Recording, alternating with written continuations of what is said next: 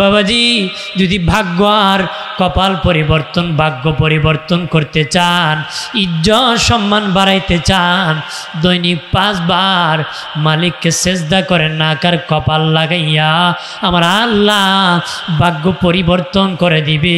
আমার আপনার দেহের মধ্যে মাটি থাকার কারণে কুস্বভাবের জন্ম হয়, খেয়ে ফেলা, কেউ কিছু দিলে ফেরত দিবে না, সেটা আত্মসাৎ করবে, সেটা গ্রহণ করবে, অস্বীকার করবে, জোর দখল করবে, চান্দাবাদি করবে। বাবা যেটা পাবে সেটা ফেরত দিবে না, দান করবে না। এটা দমনের জন্য আমার আল্লাহ জাকাতের বিধান করেছে, জাকাতের বিধান করেছে। মাটির স্বভাব খেয়ে ফেলা আমার আপনার দেহে মাটি থাকার কারণে দিতে চায় না, সব খেয়ে ফেলতে চায়। ইসলাম বাধ্য করে পঞ্চবৃত্তির তৃতীয় বৃত্তি বাবাজি আমাদেরকে জাকাত ফরজ করে দিয়েছে। 100 টাকা পেয়ে বলে কার টাকা, কার টাকা, 500 টাকা পেয়ে বলে না কার টাকা, আস্তে পকেটে ভরে ফেলে, আছে কি না? দিনে নবী বলেন তোর ইমানের দাম 100 টাকা, ইমানের দাম 100 টাকা। তোর ইমানের দাম যদি 500 টাকা হতো, 500 টাকা পেলেও বলতে কার টাকা, 500 টাকা, 500 টাকা পেয়ে বলে কার টাকা, 1000 পেয়ে বলে না কার টাকা। তোমার ইমানের দাম 500 টাকা, 1000 পেয়ে বলে কার টাকা, 2000 পেয়ে বলে না তার ইমানের দাম 1000 টাকা। যার যত আমানতদারি বড় তার ইমান তত বড়। প্রশংসার মালিক কে? জোরে বলেন কে? জবান দিয়েছেন কে? বন্ধ করে দিতে পারে কে?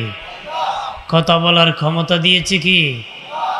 বলেন আমাদেরকে সৃষ্টি করেছে কে? কেন করেছে?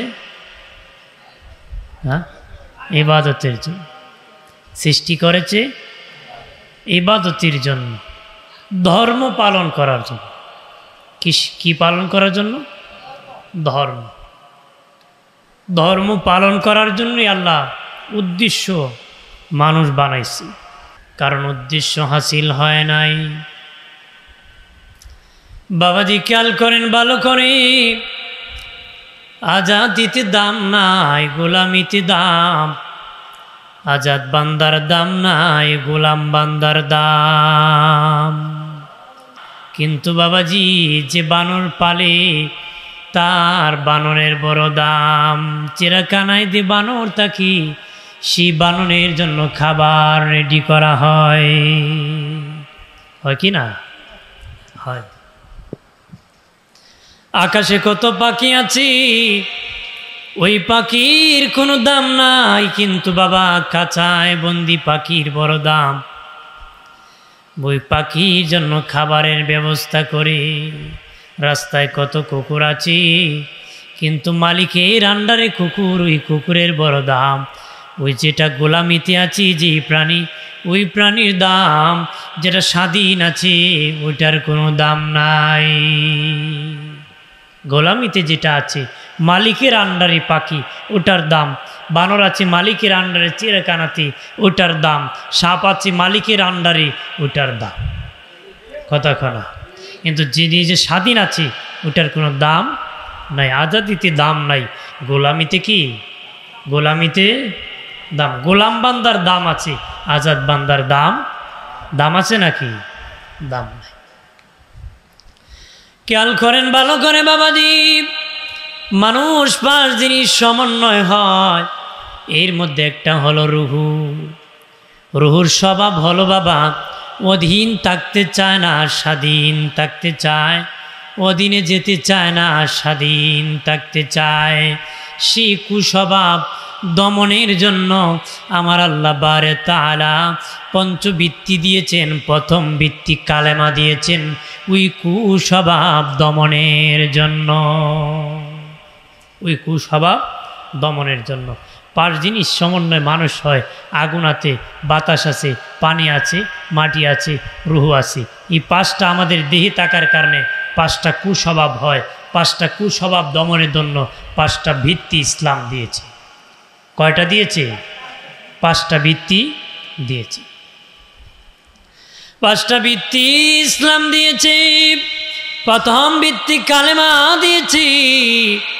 বাবাজি রুহুর কারণে মানুষ স্বাধীন থাকতে চায়, অধীন থাকতে চায় না। এই জন্য আমার আল্লাহ বারে তাআলা অধীন করার জন্য কালেমার ব্যবস্থা করেছেন।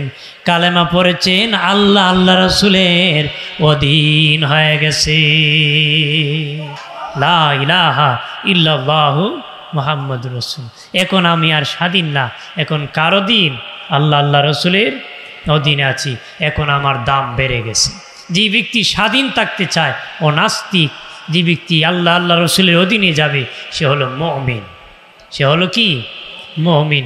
আমরা মুমিন হব না ভ্রান্ত মতবাদ নিয়ে ঘুরব? মুমিন হব। আমরা অধীন থাকবো না স্বাধীন থাকবো?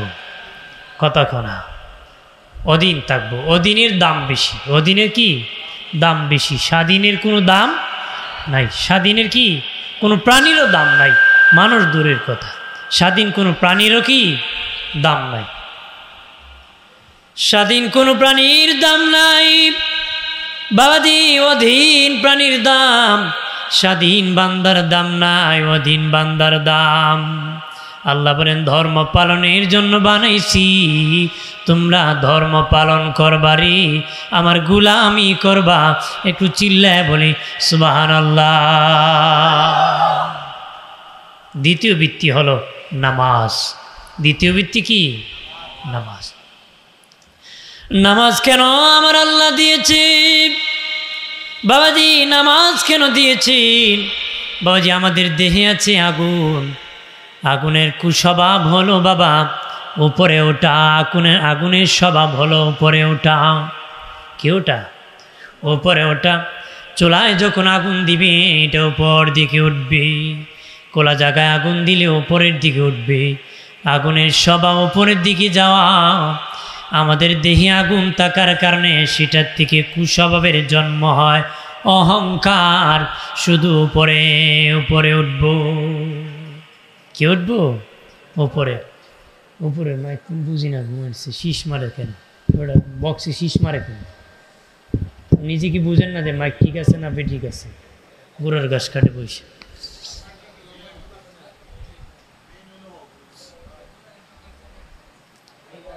আগুন থাকার কারণে কি কুস্বভাবের জন্ম হয়, অহংকারে। কি হয়? আমি বড় হব, শুধু বড় হব। আল্লাহর ওলি শিবলি রহমতুল্লাহ আলাইহি রাস্তা দিয়ে যান। উনি একটা গাছের গোড়ায় বসে গেলেন। গাছ ডেকে বলে, শিবলি তুমি যদি জান্নাতি হতে চাও, আমি গাছের আদর্শ তুমি গ্রহণ করো রে। আল্লাহর ওলি শিবলি ডেকে বলে, গাছ তোর মধ্যে কেমন আদর্শ আছে? দেখো কত মানুষ আমাকে আঘাত করে, কত মানুষ আমার ডাল কাটে, পাতা চিরে, চামড়া চিলে দেয়, এরপরও আমি বদ্ধ দিই না, ভিটামিন যুক্ত ফল দেই। খাটাল গাছ রাগ করে খাটাল বন্ধ করছে। আম গাছের ডাল কাটার কারণে আম বন্ধ হয়েছে।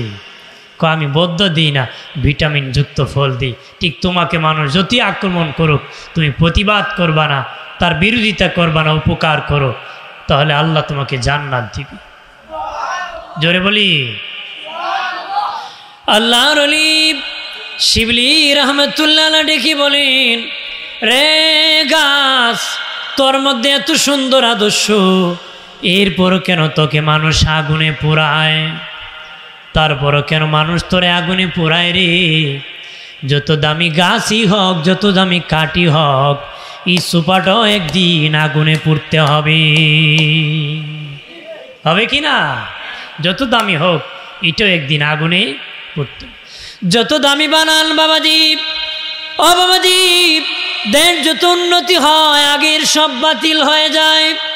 মানুষ বাবাজি বাড়ির আঙ্গিনায় ফেলে দিয়ে ছাদের উপর রেখে দেয়, গনে খেতে খেতে একদম শেষ হয়ে যায়, হয়তো আগুনে পুড়ায় দেয়। কেউ আবার বলে না পুড়াবো না, নদীতে ফেলে দিব।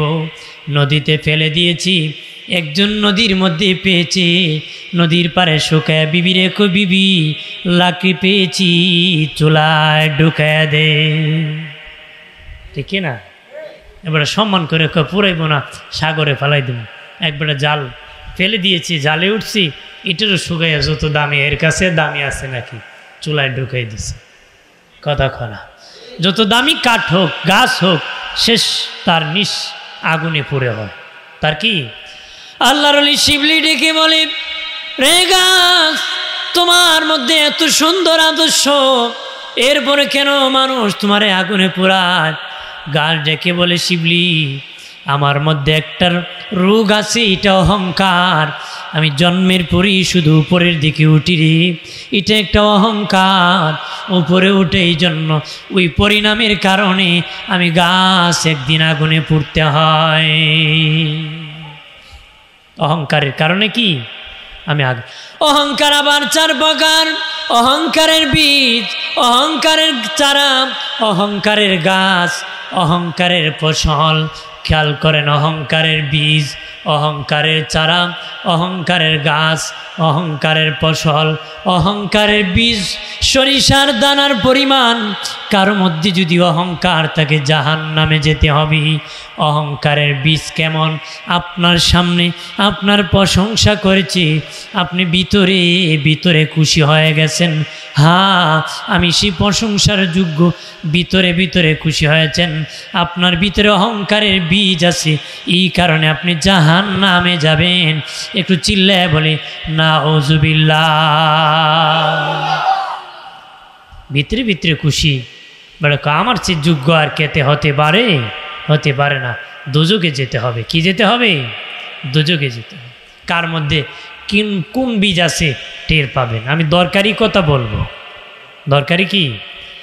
আগেও আমাদের সাহাবজাদা আল্লাহর ওলির বংশধর আওলাদ দরকারি কথা বলেছে, ঠিক কিনা? আমিও আরেক লাইনে দরকারি কথা বলবো। সবাই আলেমগণ হক কথা বলেন, প্রয়োজনীয় কথা বলেন, ঠিক কিনা? যে যেটা বলেন হক কথা। কি বলেন? আমাদের তো নিজের স্বার্থে যদি আঘাত লাগে কবে কইছে, আর যদি অন্যের এফেক্ট হয় ঠিক আছে হক কথা কইছে, ঠিক কিনা? মতলব বাজ, নিজে যখন মতলব হাসিল হয় ঠিক আছে কই ইমাম সাহেব ফিট বেটা কয় ফাটাই লিছে আজকে, হ্যাঁ? আর ইমাম সাহেব যদি প্রথমেই সুদের ওয়াজ মারে, সুদ করে কয় হুজুর করলো ফুইলা দিনই আমারে ধরল। কি ধরল? আমারে ধরল। এগুলো যন্ত্রণা। আমার প্রাণের বাবাজি খেয়াল করেন ভালো করে। অহংকারের গাছ চারা, অহংকারের বীজ, অহংকারের চারা। অহংকারের চারা কার মধ্যে আছে? প্রশংসা করার পরে মুখে কয় হা আমি যোগ্য। আগে ভিতরে ভিতরে বলেছিল, মুখে বলে নাই। ভিতরে ভিতরে বলেছিল, মুখে বলে নাই। এখন মুখে ওই বীজ থেকে চারার জন্ম হয়েছে। মুখে বলে আমার চেয়ে কে যোগ্য হতে পারে। এটা অহংকারের চারা, অহংকারের গাছ। নিজে নিজেই বলে, কেউ বলা লাগে না আমার চেয়ে যোগ্য কে হতে পারে।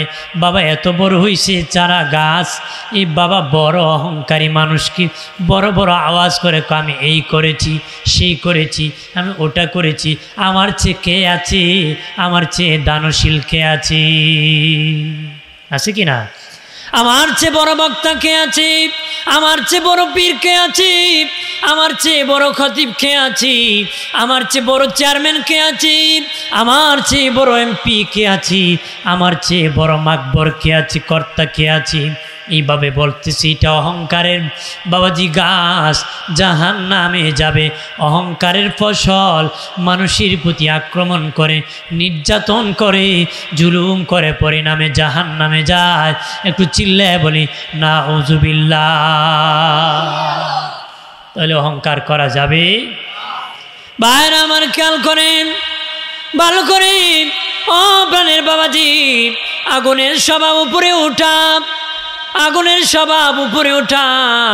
এই জন্য আমাদের দেহে আগুন থাকার কারণে অহংকারের জন্ম হয়। ওই অহংকার দমনের জন্য ইসলাম দ্বিতীয় বৃত্তি নামাজ দিয়েছে। আগে বলেছে আমি বড়, নামাজে দাঁড়ায় আল্লাহু আকবার, আল্লাহ তুমি বড়। আগে কি কইছে? আমি বড়, আমার চেয়ে কে বড় হইতে পারে? হ্যাঁ, কত বড় চলে গেছে কতক্ষণ, ঠিক কিনা? আবার কেউ বড় হওয়ার জন্য এগিয়ে যাচ্ছে, ঠিক কিনা? কিন্তু কয় আমি বড়, নামাজে দাঁড়িয়ে আল্লাহু আকবার, আল্লাহ তুমি বড়। ভাইরা আমার, নামাজে দাঁড়িয়ে আল্লাহ তুমি বড়, নামাজ থেকে বের হয়ে আমি বড়, ওই ব্যক্তি মুখে আর অন্তরে মিল নাই, মুনাফিক। ওই ব্যক্তি মুনাফিক। নামাজ দাঁড়ায় আলহামদুলিল্লাহি রাব্বিল আলামিন, সমস্ত প্রশংসা আল্লাহর জন্য, বের হয়ে কয় আমার প্রশংসা করলে না, আমার নামে স্লোগান দিবি না, আমাকে মারহাবা বললে না, বাহ বাহ দিবি না, দানশীল বললে না, দাতা বললে না, কেন বললে না? বাবাজি, এই অহংকারের কারণে জাহান্নামে যেতে হবে রে। অহংকার দমনের জন্য বলবে আল্লাহ হলেন সবচেয়ে বড় মালিক, প্রশংসার মালিক, আল্লাহ হলেন বড়, আল্লাহর চেয়ে বড় কেউ নাই। নামাজে অহংকারের ধুলাই চলে। অহংকারের কি? অহংকারের ধুলাই চলে রে। ও বাবাজি, নাকার কপাল লাগাইয়া মালিককে সেজদা করি রে। মানুষ নাককে মর্যাদার প্রতীক মনে করে, কপালকে ভাগ্যের প্রতীক মনে করে।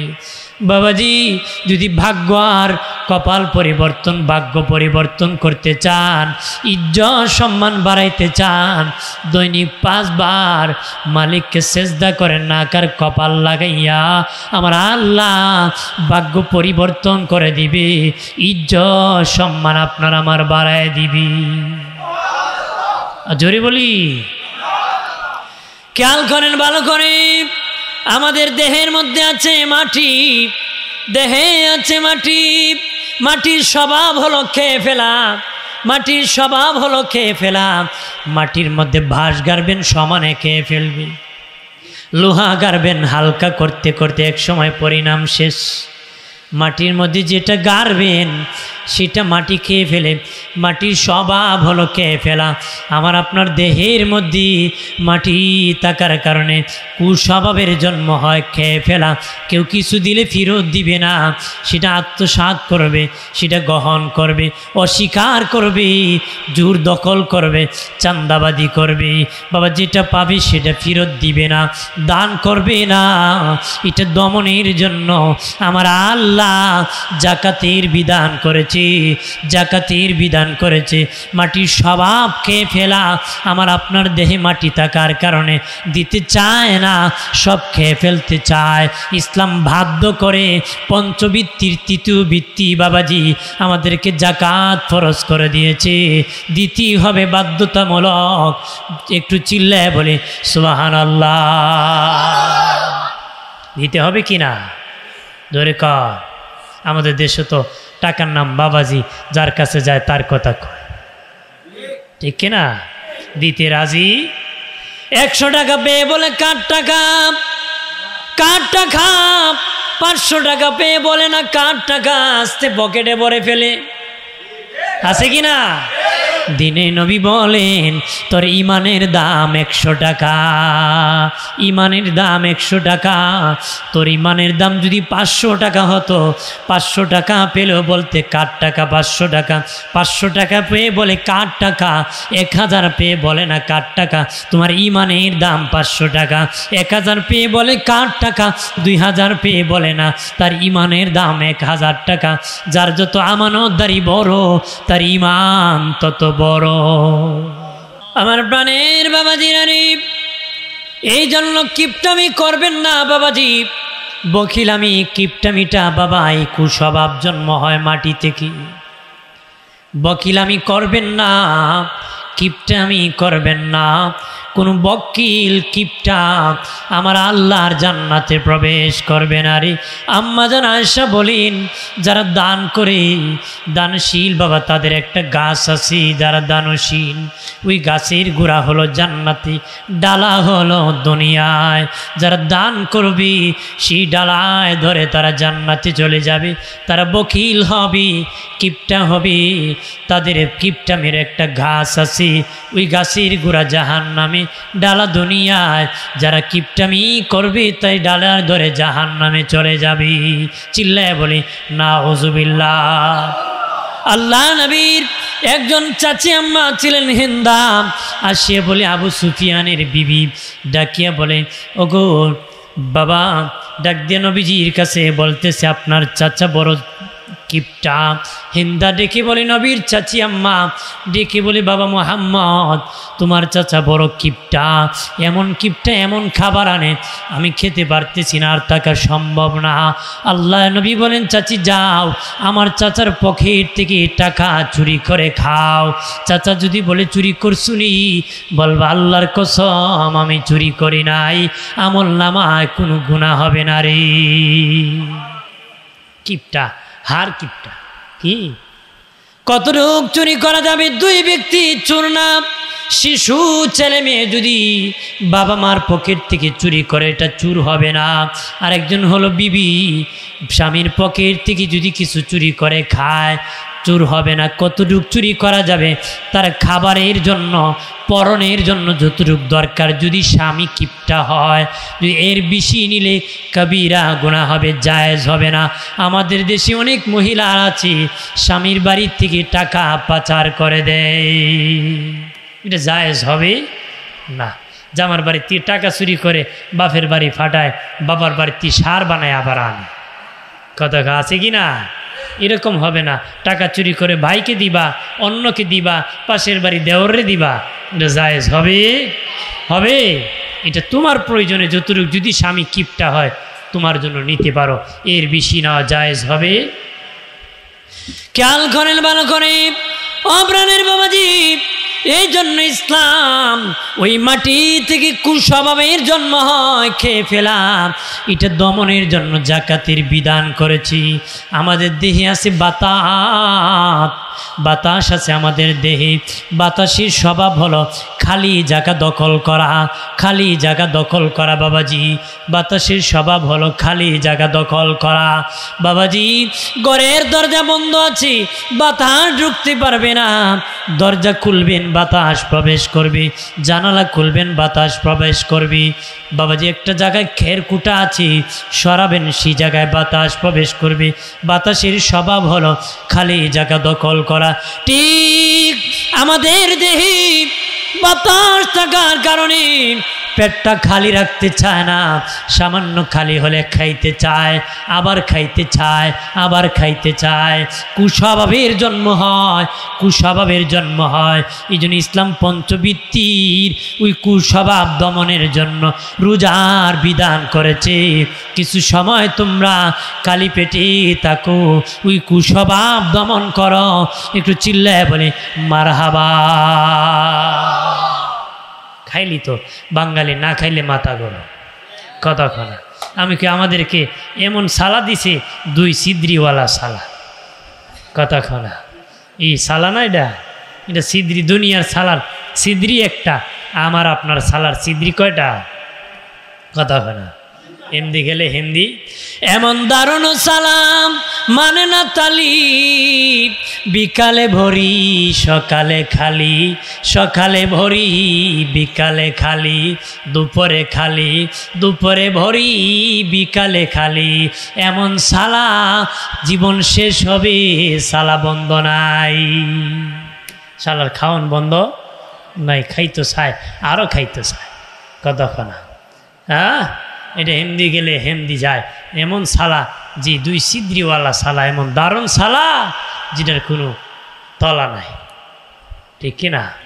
জোরে বলে ভাইরা আমার, খেয়াল করেন, বেশি খাবেন না ও বাবাজি, বেশি খাবেন না।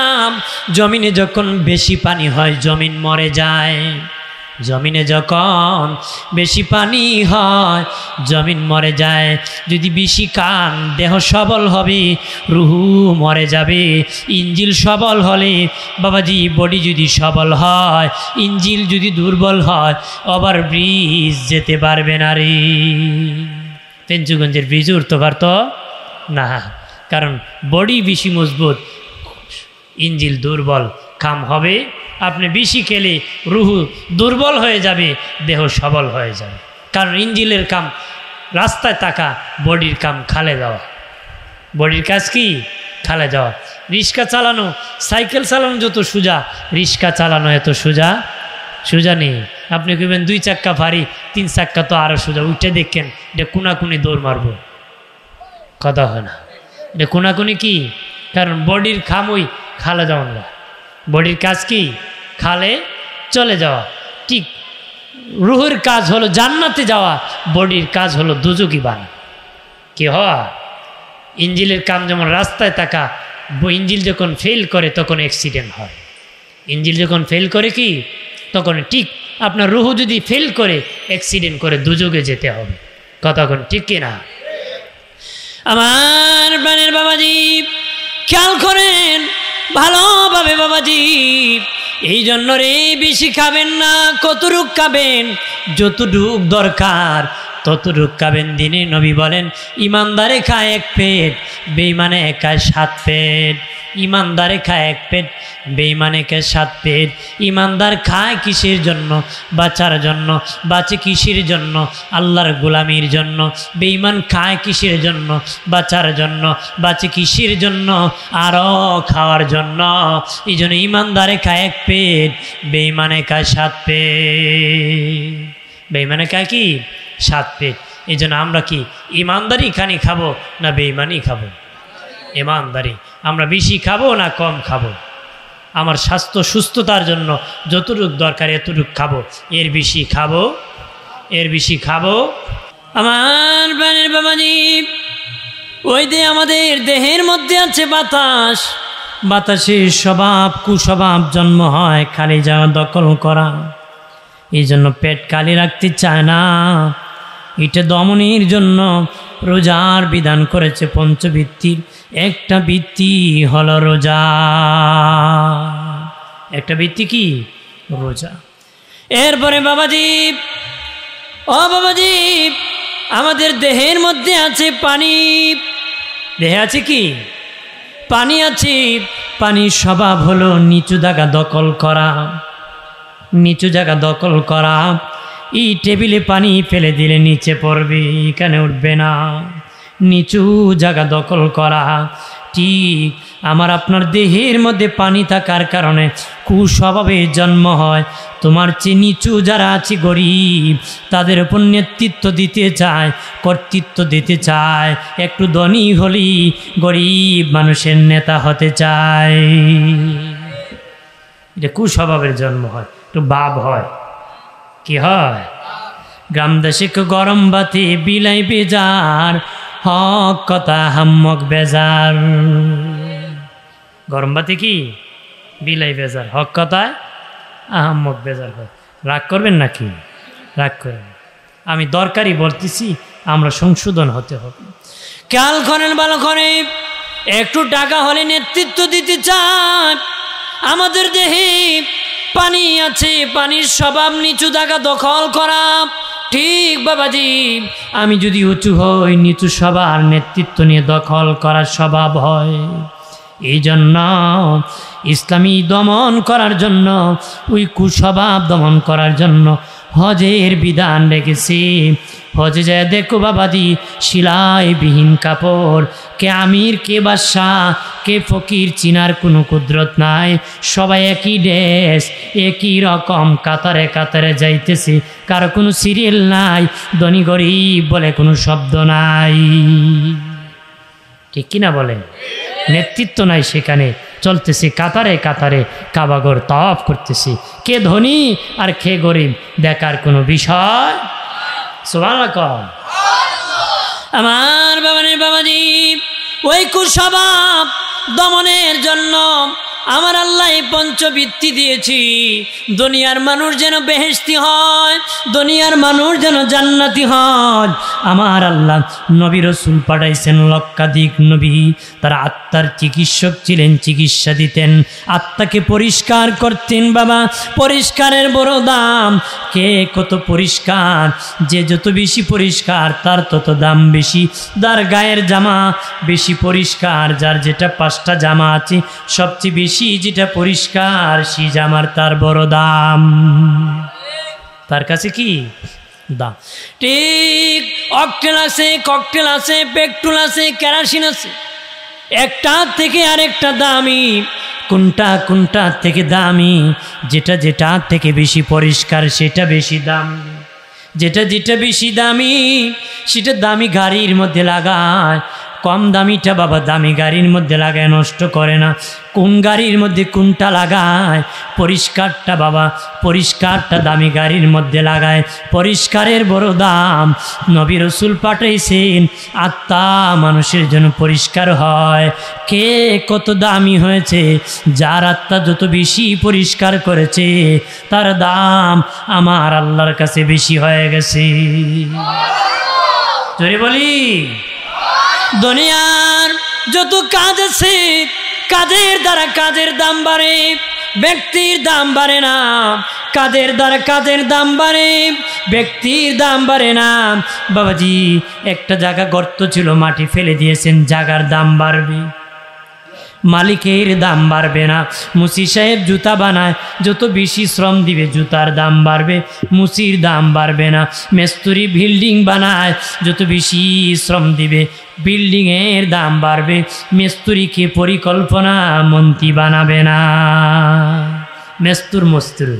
মেস্তুর কি দুনিয়ার যত কাজ আছে রে, কাজের দ্বারা কাজের দাম বাড়ে, ব্যক্তির দাম বাড়ে না। তবে একটা কাজ আছে, ওই কাজের দ্বারা ব্যক্তির দাম বাড়ে, এটা আল্লাহর গোলামি ইবাদত।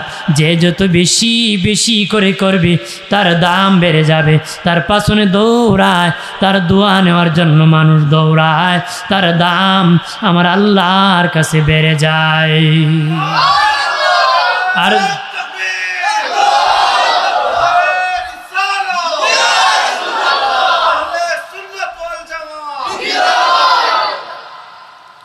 খেয়াল করেন ভালো করে, আমাদের দিনের নবী শুভ আগমন করেছিলেন মক্কায়। কোথায়?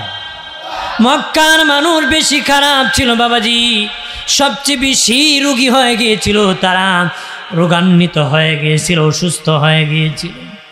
নবী ডাক্তারের ডাক্তার, কবিরাজের কবিরাজ। তিনজন রোগী যদি থাকে, সিরিয়াস রোগীর কাছে বাবা প্রথম ডাক্তার যাবে। পৃথিবীর সবচেয়ে খারাপ হয়েছিল এই বাক্কার মানুষ। আমার আল্লাহ দিনের নবীকে চিকিৎসা দেওয়ার জন্য ওই অসুস্থদের পাশে আমার নবীকে পাঠাইছিলেন। বাহাজাল বালাদিল আমিন। আল্লাহ কয় শান্তিময় নগরীর কসম, সুবহানাল্লাহ কয়। আল্লাহ বলেন হাবিব, যেই নগরী ছিল মারামারি, যেই নগরী কাটাকাটি, যেই নগরীর মধ্যে মেয়েদের কোনো মূল্য ছিল না, মানুষের কাছে মূল্য ছিল না, যেই শহরের কোনো দাম ছিল না, কালো আর সাদার মধ্যে পার্থক্য ছিল। সাদা মানুষ কালা মানুষ একত্রে বসতো না, সাদা মানুষ কালো মানুষ একত্রে বসতে পারতো না, দুনিয়ার গরিব একত্রে বসতে পারতো না নবীজি। আল্লাহ বলেন হাবিব, ওই নগরীর কসম, এখন আমি আল্লাহ এই নগরী নিরাপদ নগরী বানাই দিছি।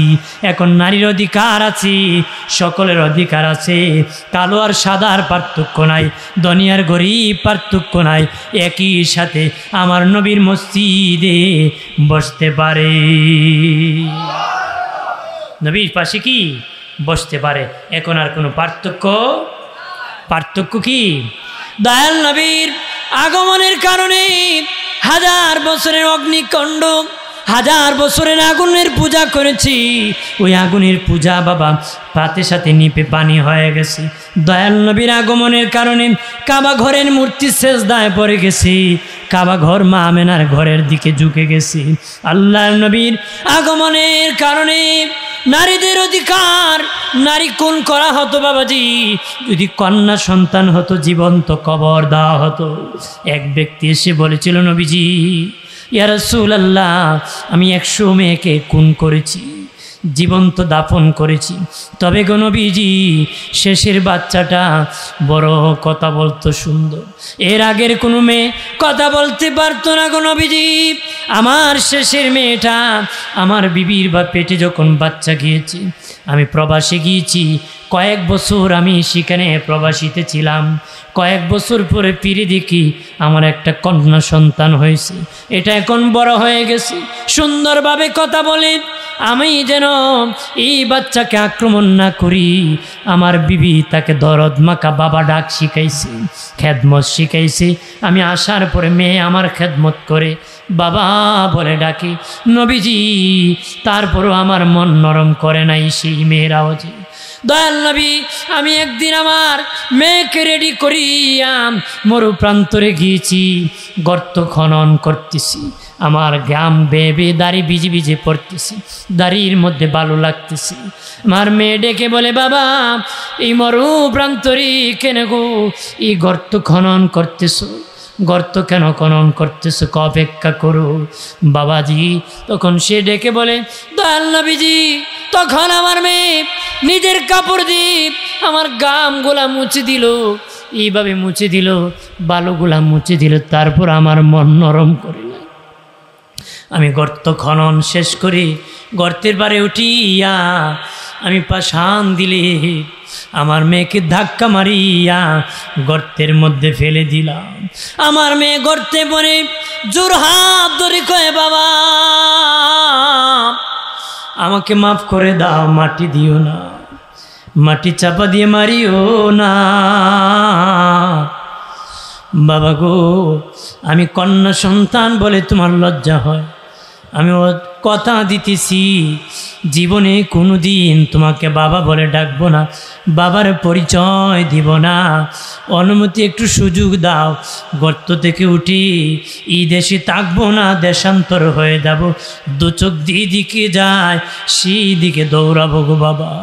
ও বাবা অনুমতি দাও, সুযোগ দিয়ে দাও, আমাকে মাটি চাপা দিয়ে মারিও না, আমি বাবা তোমার পরিচয় দিব না, তোমার লজ্জা হলে আমি দেশান্তর হয়ে যাব। দয়াল নবীজি এইভাবে আমার মেয়ে বিনয় বিনয়া গর্তের ভিতরে কান্না করে বলেছি, তারপর আমার মন নরম করে নাই, ওই মেয়েটাকেও মাটি চাপা দিয়ে আমি মেরে ফেলে দিয়েছি। এমন সমাজ ছিল। আল্লাহ বলেন, হাবিব আমি এখন নিরাপদ নগরী বানাইছি, আপনার কদম লাগার কারণে ওই শহরকে আমি শান্তির শহর বানাই দিছি। একটু চিল্লায় বলে মারহাবা। আমার নবী আসার কারণে নিরাপদ নগরী বানাই দিছে। সুবহানাল্লাহ কয়, আর জোরে বলি। আমার বানের বাবাজি, দয়াল নবীর আগমনের কারণে আমার আল্লাহ আযাব গজব দূর করেছি। সুবহানাল্লাহ বলেন না, আযাব গজব দূর করেছি, বলা মুসিবত দূর করেছে, রহমত নাজিল করেছি, বরকত দিয়ে দিছি। আল্লাহ বলেন, হাবিব ওগো হাবিব জিবরিল পাঠায়া আল্লাহ জানাই দিলেন, জিবরিল আসিয়ে বলে, নবী ইব্রাহিম খলিলুল্লাহ আল্লাহর সাথে বন্ধুত্ব করার জন্য প্রস্তাব দিয়েছে। আমার আল্লাহ ইব্রাহিমের প্রস্তাব গ্রহণ করেছেন। ওই আল্লাহ নিজে আমি জিবরিলের মাধ্যমে আপনার সাথে বন্ধুত্ব করার জন্য প্রস্তাব আল্লাহ পাঠাইছে। আমার আল্লাহ নিজে নবীরে বন্ধুত্ব করার জন্য প্রস্তাব দিই। সুবহানাল্লাহ কন্যা জোরে বলি। ভাই আমার খেয়াল করেন, দয়াল নবীর আগমনের কারণে আলোকিত হয়েছে। আল্লাহর নবী যখন বেহেশতি হাসি হাসতেন, মুস্কি হাসি হাসতেন, নবীর আলোতে শাম দেশের প্রাসাদগুলো আলোকিত হয়ে যেত, কারণ আমাদের নবী ছিলেন নূরের নবী। কোন নবী? আল্লাহ বলেন, কাদ অবশ্য যা তিনি আসিয়াছেন কুম তোমাদের নিকটে মিনাল্লাহ আল্লাহ হইতে নূর। নবী মুহাম্মদুর রাসূলুল্লাহ সাল্লাল্লাহু আলাইহি ওয়াসাল্লাম ওয়া কিতাবুম মুবিন, প্রকাশ্যে 30 পারা কালামুল্লাহ শরীফ। একটু চিল্লায় বলে সুবহানাল্লাহ। ওই নূর দ্বারা অনেক ভাই সাহেবেরা একতলাপ করে নূর দ্বারা কোরআনকে বোঝানো হয়েছে।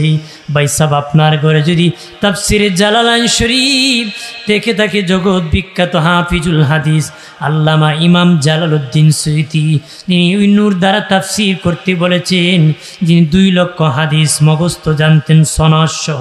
ইমাম জালালউদ্দিন সুয়ুতি রহমাতুল্লাহ আলাইহি তাফসির করতে বলেন নূর দ্বারা কি কাকে বোঝানো হয়েছে। উনি বলেন হুয়ান নবী সাল্লাল্লাহু আলাইহি ওয়াসাল্লাম। ওই নূর দ্বারা আমার সাধনার নূরে নবীর নূর মুবারক বোঝানো হয়েছে। সুবহানাল্লাহ। আমার দয়াল নবীর চাচা ডেকে বলে, বাতিজাম ও বাতিজাম, ছোটকালের কিছু কি তোমার মনে আসেনি? নবী বলেন, চাচা আপনার কি কিছু মনে আসেনি? কয় চাচা আমার মনে আছে রে ভাতিজা। কি? কয় তোমার আম্মা একদিন বাহিরে বিছানার মধ্যে শুয়ে রাখছি, আমি দেখলাম আকাশের সূর্যটা তোমার দিকে আসা শুরু করছে, আমি ভাবলাম তোমাকে ক্রাশ করে ফেলবি, শেষ করে ফেলবে, আমি চিৎকার করলাম, কিন্তু আসিয়া দেখি রে বাবা মোহাম্মদ, সূর্য তোমার পাশে আসিয়া আর চাপ দিতেছে না। তুমি ডানে তাকাইলে সূর্য ডানে তাকায়, তুমি বামে তাকাইলে সূর্য বামে তাকায়, তুমি সোজা হলে সূর্য সোজা হয়, এইভাবে নাড়াচাড়া করে তুমি মুস্কি মুস্কি হাসরি। দয়াল নবী বলেন, ও চাচা এটাই দেখেছেন? সূর্য কি বলেছে শুনছেননি? না ভাতিজা আমি শুনি নাই।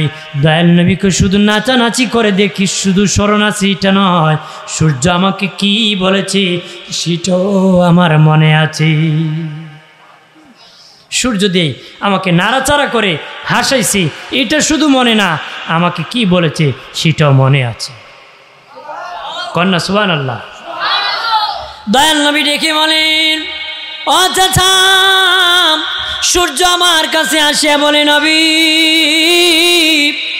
ও মায়ার নবী, আপনি যখন কান্না করেন আপনার মা কষ্ট পান, কান্না করে বলেন আপনার মা তার বাবা বেঁচে থাকলে বাজার থেকে কেলনা এনে দিত, কেলনা নাড়াচাড়া করলে বাচ্চা কান্না বন্ধ করে দিই। আমার বাবার তো তার বাবা বেঁচে নাই, কে কেলনা এনে দিবে, কান্না কেমনে বন্ধ করব? সূর্য বলে, নবী কান্না করবেন না, আপনার বাবা বেঁচে থাকলে ওই বাজার সে বাজার থেকে কেলনা আনতেন, আমার আল্লাহ আসমানের সূর্যকে আপনার জন্য কেলনা বানায় পাঠাইছি। দয়াল নবীকে কেন মেরাজ আল্লাহ নিয়েছিলেন? নবীজির মা কান্না করতেন, বলতেন তার বাবা বেঁচে থাকলে ওই বাজার সেই বাজার বেড়াতো, আর তার বাবা বেঁচে থাকলে আত্মীয়র বাড়িতে বেড়াতো, বোনের বাড়ি, ফুফির বাড়ি, খালার বাড়ি। তার বাবা নাই, সে কার সাথে বেড়াবে? আল্লাহ বলে, হাবিব আপনার কষ্ট, আপনার মায়ের কষ্ট, বাবা বেঁচে নাই, বেড়াতে পারেন নাই। যদি বাবা বেঁচে থাকতো ও বাড়ির থেকে সেই বাড়ি, ওই গ্রাম থেকে সেই গ্রামে বেড়াতেন, ওইখানেই বেড়াতেন। আমি আল্লাহ নিজে বেড়ানোর জন্য আর শাজিমে আপনাকে দাওয়াত করতেছি, আর শাজিমে দাওয়াত করছি। সুবহানাল্লাহ কন্যা আর জোরে বলি।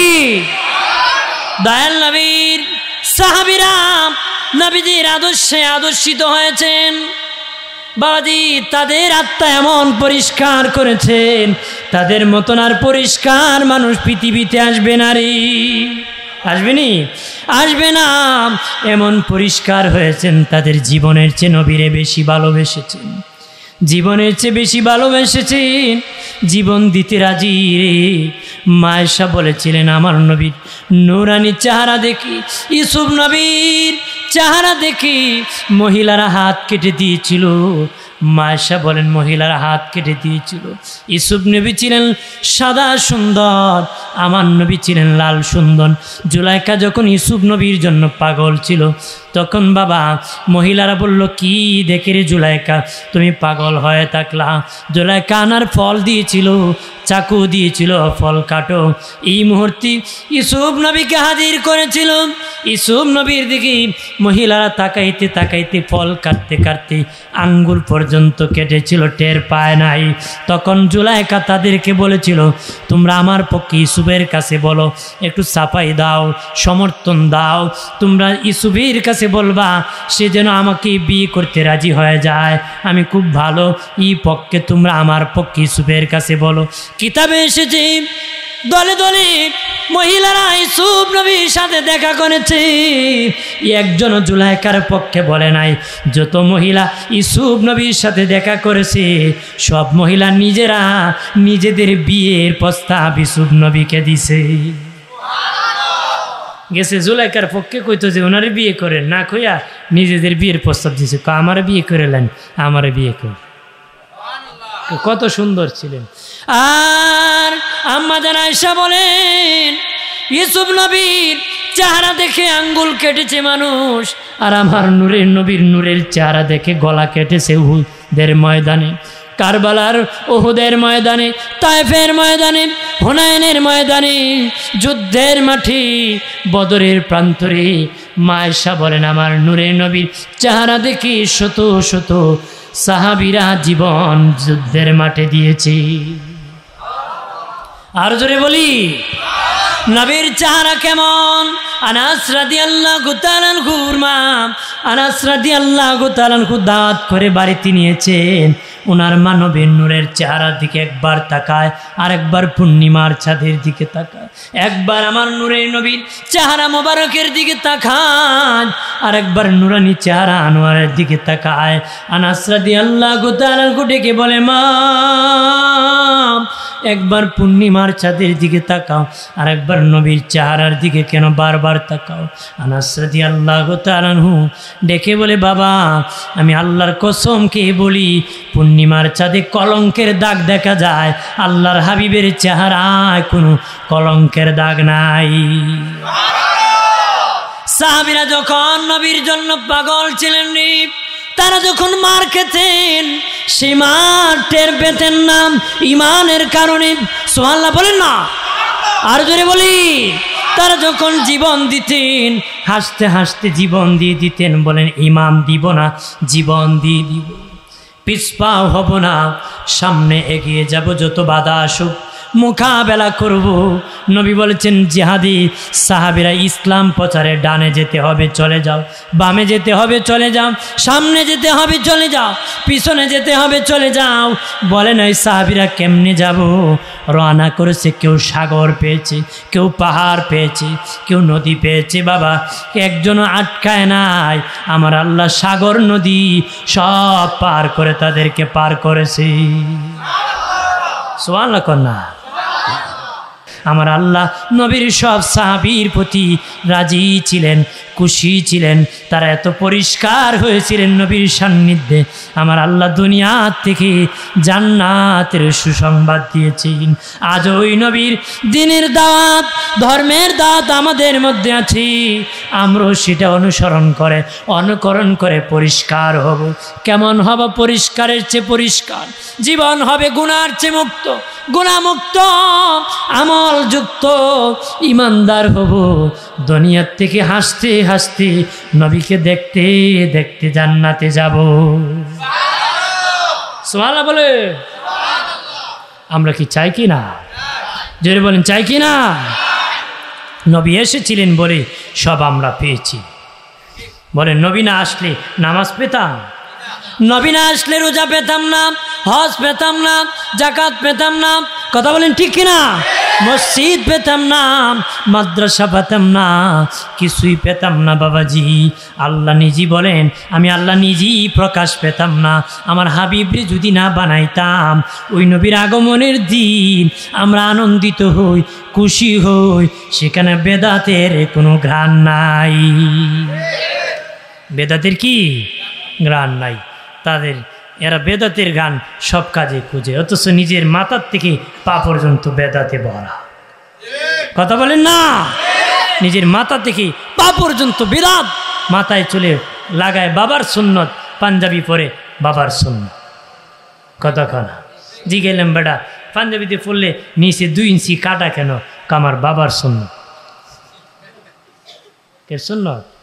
আর নাকি ভারতের কোন বাবা 2 ইঞ্চি নিচে কাটটা দিত, এই জন্য এরা গুল পরে না, ওই লম্বা পাঞ্জাবি পরে মাথায় 2 ইঞ্চি কাটটা দেয়। বলে নবীর সুন্নত না বাবার সুন্নত? এরা ব্যক্তি পূজা করে, ওরা আমরা বিলে করি। হ্যাঁ বেদাত চালু করেন তোমরা। আমি 5 কুল্লি টুপি কোন কিতাবে আছে? হ্যাঁ কোন সুন্নত? একটা হাদিস দেখাতে পারবো? অথচ নিজের মাথায় বড় বেদাত, আর আমরা খুঁজে বেদাত। কতক্ষণ ঠিক কিনা বাজি? টুপি 5 কুল্লি দেওয়া না জায়েজ না? দেন, সমস্যা নাই। টুপি যদি টুপির মতন হয় জায়েজ আছে, কিন্তু বেদাতের ঘ্রাণ খুঁজলে তো সমস্যা আছে। কথা বলেন না? আমরা খুশি হয়ে মোবারক রেলি করি কি না? আর আক্রমণ করি, আছে না? বুঝি না রেলি কার জন্য করি? নবীর জন্য। নবীরটি আল্লাহর জন্য, নবীর সন্তুষ্টি আল্লাহর সন্তুষ্টি। নবীর আগমনে আমরা রেলি করি। আক্রমণ কি আমাকে করে না নবীরে করে? কথা না, নবীরে করে। আবার নবীর উম্মত। আমি কইছি বেটা আমি বলি না তুমি আমার মতন রেলি করো, তুমি অন্তত পক্ষ খো যে নবীর আগমনে আমি খুশি, আমরা খুশি, তোমার বিরুদ্ধে আমরা কারণ ব্যক্তির বিপক্ষে না, কিন্তু খারাপ কাজের বিপক্ষে আমরা প্রতিবাদ করি, ঠিক কিনা বলেন? আমরা তো বলি না আমাদের মতন বিরিয়ানি খাও, তুমি লুগায় ভোর লিয়ে খাও, সমস্যা নেই। এবারে কত হলো জনগণে খাওয়াইতো না, গরু দেলাইতেন মাদ্রাসায় ভোর লিয়ে খালিত, কথা কয় নাহলে কেত্রে কিলিত, ঠিক কিনা? ঠিক আছে, লুগায় খা বাবাজি, আমি কই না আমার মতন গরু খাও, রেলি করো, অন্তত বলো আমি খুশি, অন্তত বলো কি আমি খুশি। খুশি থাকলে আমরা খুশি। আমাদের নবীর আগমনে কি হয়েছে? হ্যাঁ, আগমনে কি খুশি, এই জন্য আমরা খুশি হব। কি হব? খুশি হব। কার আগমনে? নবীর আগমনে। সব পেয়েছি নবীর কারণে, জীবনভর নবীর শুকর আদায় করব। কোনো ভণ্ড সাথে আমাদের কোনো সম্পর্ক নাই। আমরা আহলুস সুন্নাহ ওয়াল জামাতের মানুষ। আমাদের পথ দুনিয়ার থেকে জান্নাতের সোজা পথ। সিরাতে মুস্তাকিমের তাফসির 60টা, এর মধ্যে একটা হলো আহলুস সুন্নাহ ওয়াল জামাতের পথ দুনিয়ার থেকে জান্নাতের সোজা পথ। সুবহানাল্লাহ কা জোরে কা। সেই পথের মধ্যে আমরা আছি তো, থাকতে রাজি তো? আল্লাহ কবুল করুন, বলে আমিন। আলহামদুলিল্লাহি রাব্বিল আলামিন, আসসালাতু ওয়াসসালামু আলা সাইয়্যিদিল আমবিয়াই ওয়াল মুরসালিন ওয়া আলা আলিহি ওয়া আসহাবিহি আজমাইন। রব্বুল আলামিন আল্লাহ তাআলা পবিত্র ঈদে মিলাদুন নবী সাল্লাল্লাহু আলাইহি ওয়াসাল্লাম উদযাপন উপলক্ষে আজকের মাহফিলের আখিরি ফরিয়াদ আমি দুটো হাত বাড়াইলাম, শুরু থেকে শেষ পর্যন্ত ভুল বিয়াদবি মাফ করে দাও। হাদিয়া স্বরূপ দয়াল নবীর খেদমত শরীফে কবুল ফরমাও। তামাম আম্বিয়া কেরাম, সাহাবায়ে কেরাম, তাবিঈন, তাবে তাবিঈন, খুলাফায়ে রাশিদিন, আশরায়ে মুবাশশিরিন, উম্মাহাতুল মুমিনিন, খাতুনে জান্নাত ফাতিমা, ইমাম হাসান হুসাইন, জাইনুল আবিদিনদের আরওয়াহ কবুল ফরমাও। কাদরিয়া, সিস্টার, নকশবন্দিয়া, মুজাদ্দিদিয়া, 4 তরিকার ইমাম, 4 মাযহাবের ইমাম, 360 আউলিয়ার শিরোমণি হযরত শাহজালাল ইয়ামানি, ওনার সঙ্গী সাথী যত বুজুর্গানে দিন যে যেখানে আরাম ফরমাইছুন প্রত্যেকের নামে নামে পৌঁছায়া দাও। বলতলি জমিনে মসজিদের পাশে আল্লাহর ওলি সাহেব কিবলা রহমতুল্লাহ আলাইহি শুয়ে আছেন। আল্লাহর ওলি রুহে তুমি পৌঁছায়া দাও। আল্লাহ ওনার যত খলিফা রয়েছেন প্রত্যেকের রুহে তুমি পৌঁছায়া দাও। রব্বুল আলামিন আল্লাহ তাআলা এই জামাতে অনেকের আদরের মা না, অনেকের আদরের বাবা না, আমরার মা বাবার জীবনের গুনাহগুলো ক্ষমা করুন। মা বাপ থাকতে আমরা বুঝি না আল্লাহ, আমরা তারা থাকতে কদর বুঝি না, তারা বিদায়ের পরে বুঝিছি তারা কেমন জিনিস ছিল। ও মালিক, আমরার ওই মা বাবারে তুমি ক্ষমা করো। তারা বড় আমরারে আদর করছুন, তুমি তারারে আদর কইরো। তারা আমরারে বড় মায়া করছুন, আল্লাহ গো তুমি তাদেরকে মায়া কইরো। আমরা দাদা দাদি, নানা নানি, চাচা চাচি, ফুফি খালা ফুফু, আত্মীয় স্বজন, পাড়া প্রতিবেশী, হকদার দাবিদার, মায়ার মানুষ, মোহাব্বতের মানুষ, মুহিব্বিন, পরিচিত অপরিচিত, বন্ধু বান্ধব, মুরব্বিয়ান, মুসল্লিয়ান, হাজি গাজী, মুফতি, মুহাদ্দিস, ইমাম, মুয়াজ্জিন, মুসল্লিয়ান, ইমাম, খতিব, আল্লাহ প্রত্যেকের জীবনের গুনাহ খাতারে ক্ষমা করু। এই মাহফিল সাজাইতে টাকা দ্বারা, বুদ্ধি দ্বারা, শ্রম দ্বারা, পরামর্শ দ্বারা যে যেইভাবে সহযোগিতা করেছেন কবুল করো। প্রবাসী সব বন্ধুরে কবুল করো, চাকরিজীবী বাবা সকলরে কবুল করো, ব্যবসায়িকরে কবুল করো, কৃষি কাজ করে সকলকে কবুল করো, শিক্ষার্থী, পরীক্ষার্থী, ফলপ্রার্থী সকলরে কবুল করো। আল্লাহ রব্বুল আলামিন মসজিদের ইমাম সাহেবগণদেরকে কবুল করো, মাদ্রাসার হুজুরদেরকে কবুল করো। যুবক বন্ধুরা মহব্বত করে দাওয়াত করেছে, ওই ভালোবাসারে কিয়ামতে নাজাতের উসিলা করো। আল্লাহ তাআলা চন্দ্র যতদিন থাকবে সূর্য যতদিন থাকবি ওই মিলাদুন নবীর মাহফিল তুমি কায়েম রাখো।